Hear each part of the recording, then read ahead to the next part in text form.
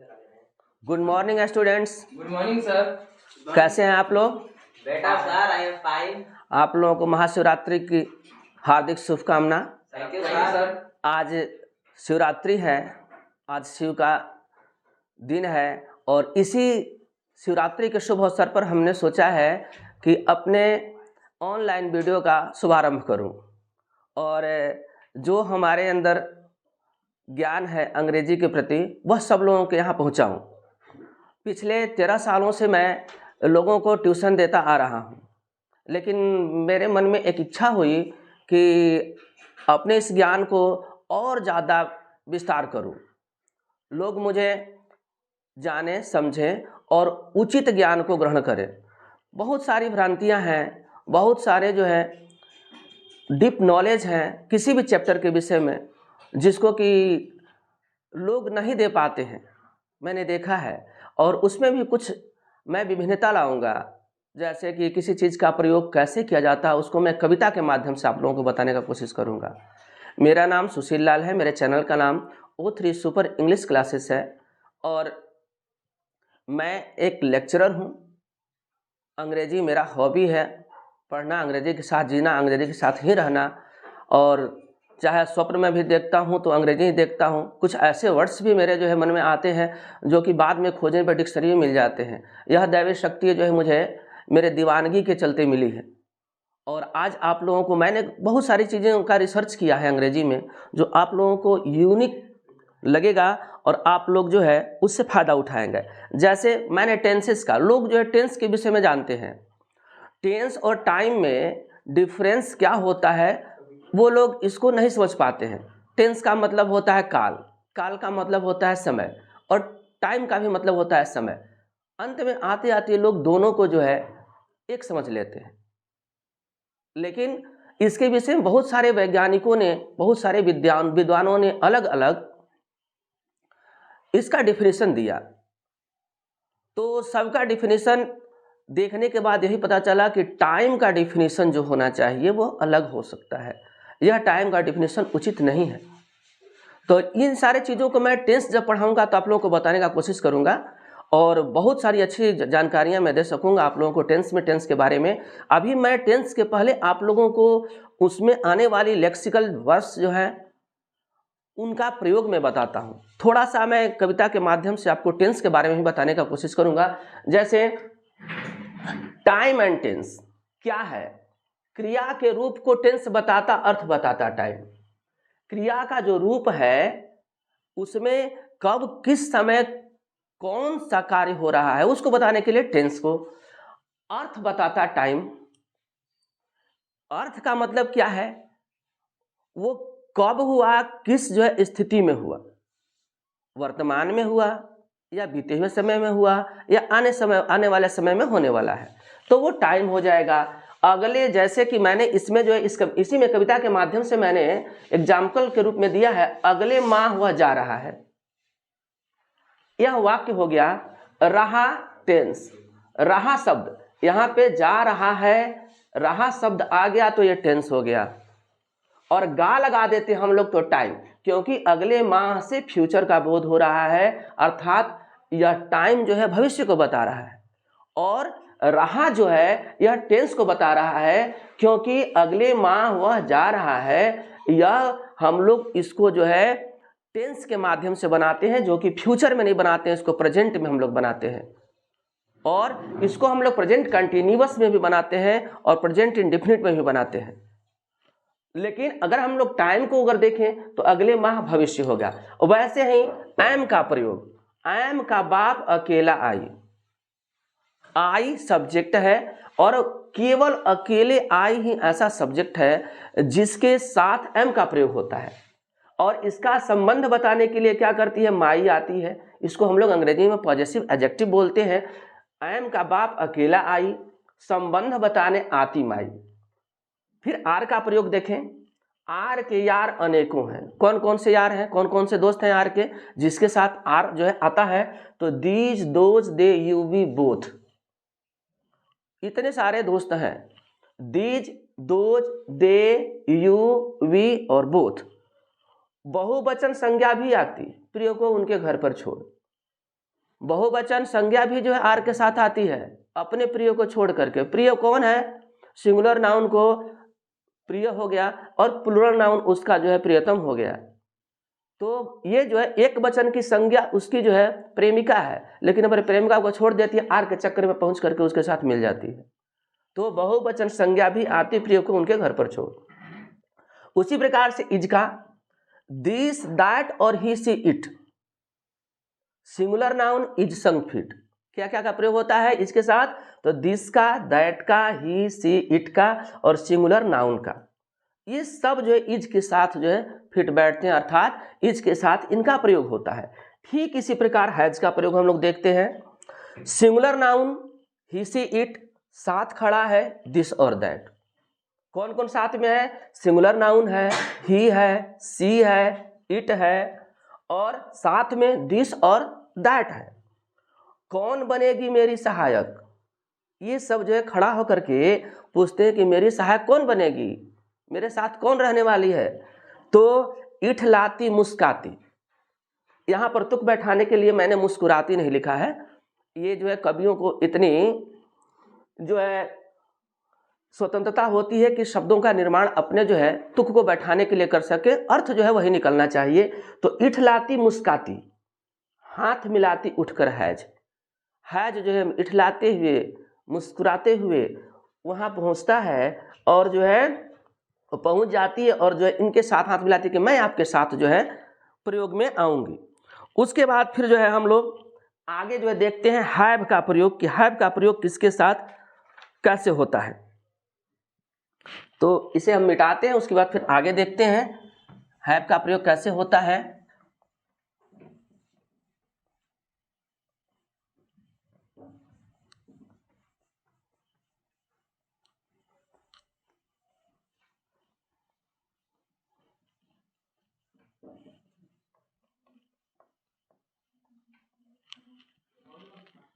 Have का प्रयोग I we, यहां पर हम लोग हैव लिखते हैं, जिसका प्रयोग I we they these those, I we they this those, बहुवचन संज्ञा और बोथ।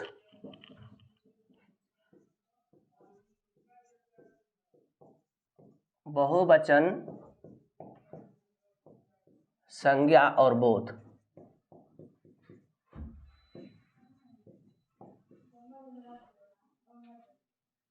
बहुवचन संज्ञा और बोथ। कहते हैं हमारा है आंखों का ये तारा है, ये लोग क्या कहते हैं? कहते हैव हमारा है,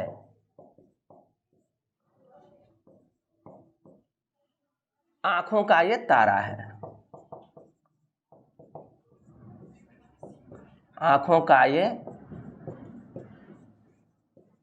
तारा है। इस प्रकार से हैव का प्रयोग किसके किसके साथ होता है? आई के साथ, वी के साथ, दे के साथ, दिज के साथ, दोज के साथ, और बहुवचन संज्ञा के साथ, बोथ के साथ। ये सब लोग कहते हैं कि हैव हमारा है, आंखों का ये तारा है, मतलब मेरे जो है आंखों का ये तारा है।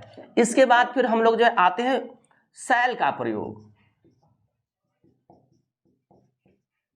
शैल का प्रयोग तो हल का साथी कौन होता है? बैल। बैल कितने होते हैं? हल में 2 होते हैं, तो हल का साथी बैल, आई वी का शैल। इसके भी जो है शैल के भी 2 बैल है, आई और वी, जैसे हल के साथ में 2 बैल होते हैं, तो ये शैल का प्रयोग हो गया। अब हम लोग विल का प्रयोग देखते हैं। आई वी को छोड़कर, आई वी को छोड़कर सबका साथी विल,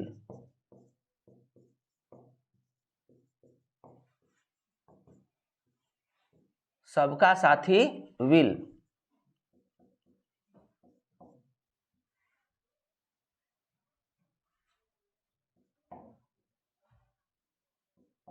सबका साथी विल।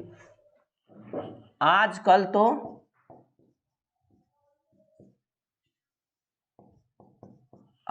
तो हर कर्ता का बन गया है दिल। बन गया है दिल। इसको समझे। आई वी को छोड़कर, आई वी के साथ विल का प्रयोग नहीं होता है सामान्यतः, लेकिन मॉडर्न इंग्लिश ग्रामर के अनुसार, आधुनिक अंग्रेजी व्याकरण के अनुसार विल का प्रयोग आज के समय में सबके साथ किया जाता है।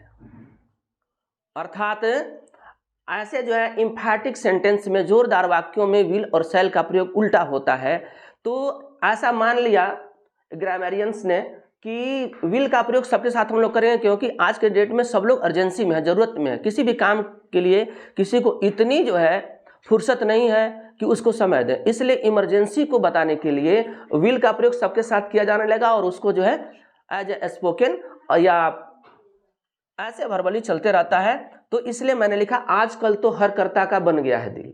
आई वी को छोड़कर सबका साथी विल। आई वी को छोड़कर दुनिया के सारे सब्जेक्ट्स के साथ विल का प्रयोग होता है और आई वी के साथ शैल का प्रयोग होता है। लेकिन आजकल तो हर कर्ता का बन गया है दिल। सबके साथ जो है विल का प्रयोग किया जा सकता है और किया जा रहा है। फिर जो है हैड का हम लोग प्रयोग जानते हैं। लोग समझते हैं कि हैज और हैव का जैसे प्रयोग होता है वैसे भी हैड का भी प्रयोग होता है, लेकिन ऐसा नहीं है। हैड बड़ा है मैड। हैड बड़ा है मैड। सबके संग में रास रचराता।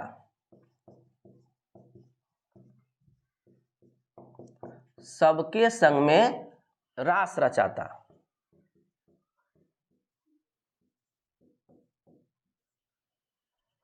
ना कोई होता सैड। ना कोई होता सैड। अर्थात हैड का प्रयोग सभी सब्जेक्ट्स के साथ होता है। यह किसी को उदास नहीं करता। यह जो है सबके साथ जो है प्रेम व्यवहार से रहने वाली क्रिया है।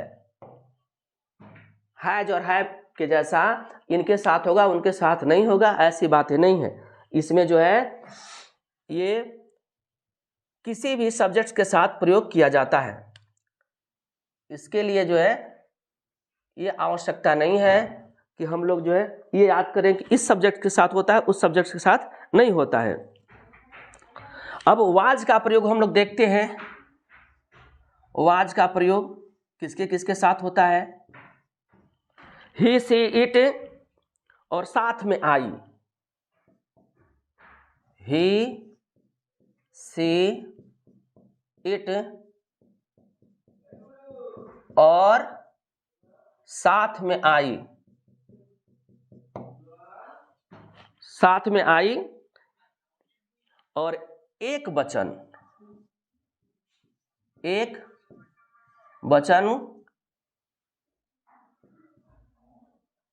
का वाज जमाई।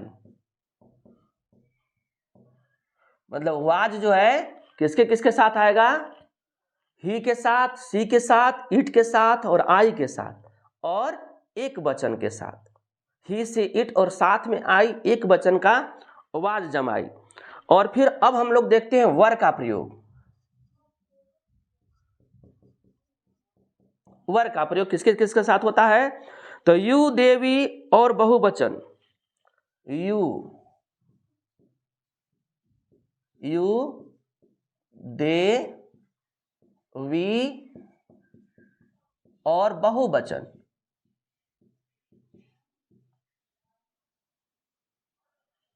यू देवी और बहुवचन वर के साथ लगाते मन। वर के साथ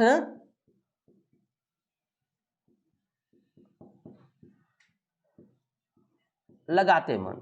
यानी वर का प्रयोग जो किसके किसके साथ होता है, तो यू के साथ, दे के साथ, वी के साथ और बहुवचन के साथ इन लोगों का मन लगता है, अर्थात इनके साथ जो है इनका प्रयोग होता है। अब इसके बाद फिर हम लोग जो है कुछ और जो है सहायक क्रियाएं हैं, जैसे डू, डज, डिड हैं, उसका भी हम लोग देख लेते हैं।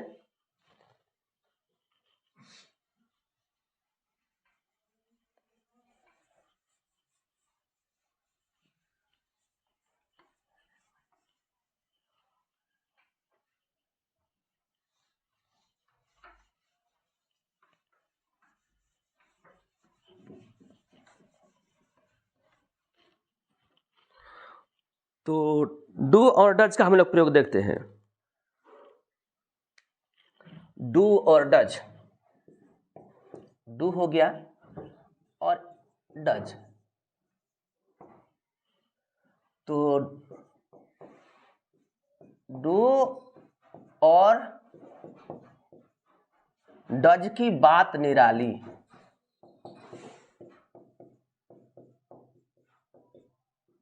डू और डज की बात निराली।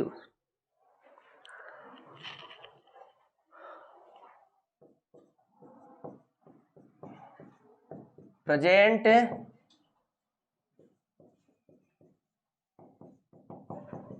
इंडेफिनिट की हरियाली, प्रेजेंट इंडेफिनिट की हरियाली।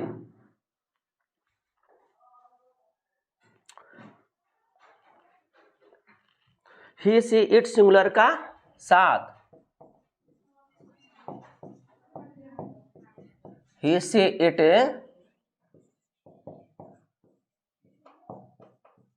सिंगुलर का साथ, ही सी इट सिंगुलर का साथ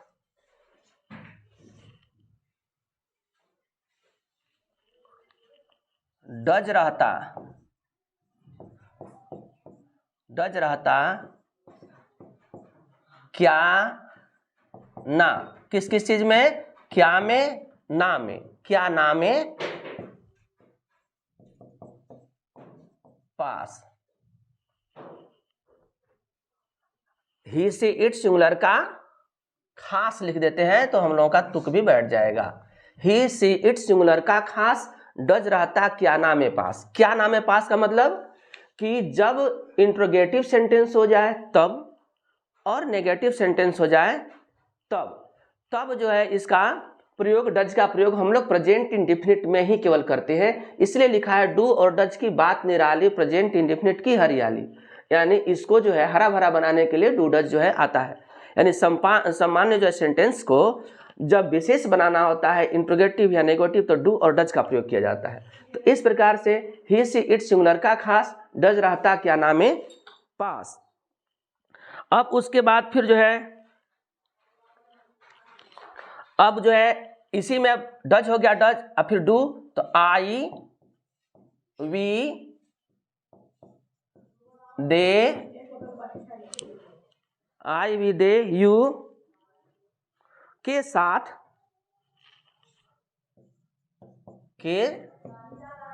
के साथ बहुवचन भी डू का नाथ, बहुवचन भी डू का नाथ। अर्थात आई भी दे यू के साथ और बहुवचन के साथ डू का प्रयोग होता है। किस चीज में, क्या नाम है और प्रेजेंट इंडेफिनिट में, क्योंकि ऊपर से हम लोगों ने लिखा है डू और डज की बात निराली, प्रेजेंट इंडेफिनिट की हरियाली। तो इस प्रकार से जो है अब डिड का प्रयोग हम लोग देखते हैं। डिड का प्रयोग किसके साथ होता है, इस जो है कविता के माध्यम से ही। सिंपल पास्ट में डिड है आता, सिंपल पास्ट, सिंपल प्रेजेंट अर्थात प्रेजेंट इंडेफिनिट या पास्ट इंडेफिनिट। सिंपल पास्ट में डिड है आता, डिड है आता, और क्या ना, ये भी जो है प्रयोग कहाँ होता है, क्या ना का खूब साथ निभाता, खूब साथ निभाता। और डिड के साथ ऐसा कोई जो है समस्या नहीं है कि किस कर्ता के साथ इसका प्रयोग होगा, इसका सबके साथ होता है। इसलिए सिंपल पास्ट में डिड है आता, क्या ना का खूब साथ निभाता, क्या ना जिसके साथ भी आ जाएगा उसके साथ जो है डिड का प्रयोग किया जाएगा। अब उसके बाद फिर जो है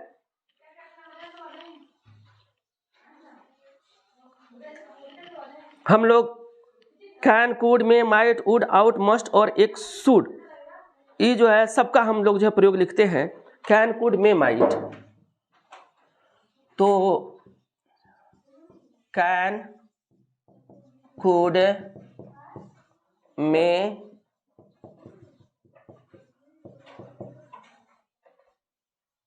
माइट, वुड,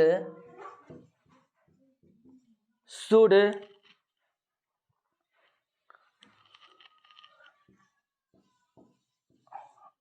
आउट, मस्ट,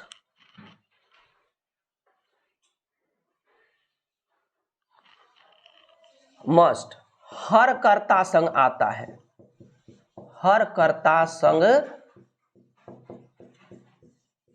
आता है और कुछ अर्थ नया बतलाता है। सबका अपना अपना अर्थ है, कुछ अर्थ नया बतलाता है।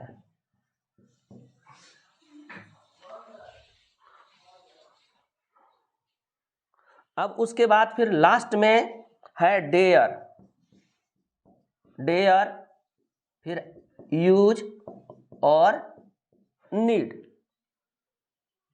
तो डेयर, यूज और एक नीड, और एक नीड होते प्रयोग, होते प्रयोग जैसे डू, डज, डिड। यूज का प्रयोग, डेयर का प्रयोग और नीड का प्रयोग हम लोग डू, डज और डिड की तरह करते हैं। ये सहायक क्रियाओं के रूप में इनका भी प्रयोग किया जाता है, और इनका भी प्रयोग जो है जैसे डू डज का जो है रूप चेंज होता है वैसे ही इनका भी जो है रूप चेंज हो जाता है। उसी प्रकार से ये भी एक सहायक क्रिया है, इनका प्रयोग किया जाता है। तो आज का क्लास इतना ही। आप लोग जो है इसे देखें, हमारे चैनल से जुड़ें और इस प्रकार की बहुत सारी खास चीज़ों को प्राप्त करें। और मैं आपको फिर से महाशिवरात्रि का धन्यवाद देता हूं, और आप मेरे जो है चैनल को देखें, दूसरों तक पहुंचाने का कोशिश करें। That's all for today.